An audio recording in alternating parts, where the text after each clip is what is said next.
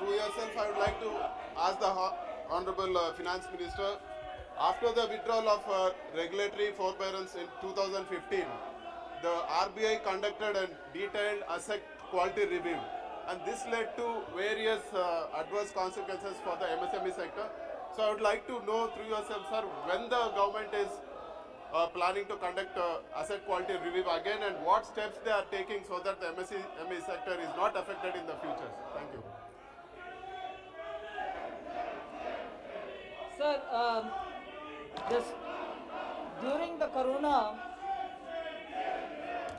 we took several steps in order that the MSME gets immediate relief, inclusive of changing the definition. And since 2019, there have been several restructuring formulae given to MSME, and that has been conducted by the RBI under the RBI's guidelines. The stress in case of MSME was addressed through the emergency credit guarantee liquidity scheme that we offered, and it saw a great response from the MSMEs themselves.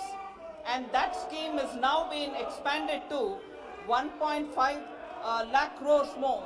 Therefore, what was 3 lakh up to 3 lakh crores given as a security, a guaranteed loan, now has been expanded by another 1.5 lakh crores. So up to 4.5 lakh crores guarantee is being given without security to give further liquidity through term loan or through working capital for the MSMEs.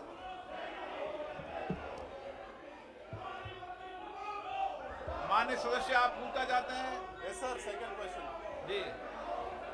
Sir, through yourself, I would like to know from the Honorable Minister that for issues where payments are pending from the government, be it the central government or the state government, the MSME or the small people who are doing the government works are asked to pay the GST without actual realization of the money. So this is leading to serious financial crunch for the companies, and their inability to pay when the payment is pending from the government, and their inability to pay the GST is leading to a lot of penalties and cases.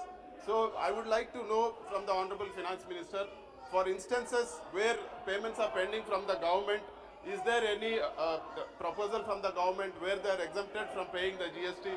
Because if the government himself is not paying the GST and just the billing is done, so I think it is not wise to ask the MSME or the people who have done the government contracts to pay the GST.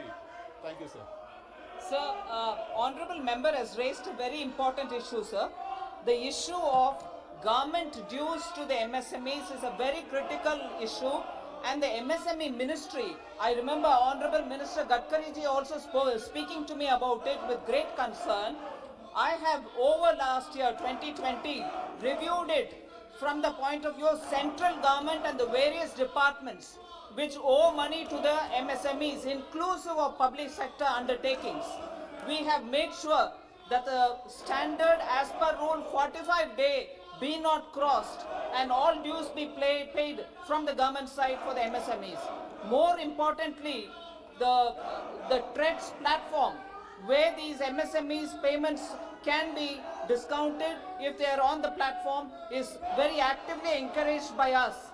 Of course, as regards GST, it is the GST Council which will have to take a response and a call on how they would want the states also to get into this scheme of things, so that MSME and their dues, because when we say government dues, they are not just central government's dues, they are not just central government public sector undertaking dues, they are also dues from state governments and state-owned public sector undertakings. So as far as the central government, we have taken this position that any pending payment will have to be given within 45 days, and I'm personally monitoring it. However, as regards GST payment, the GST Council is the final authority, and it is they who have to take a call.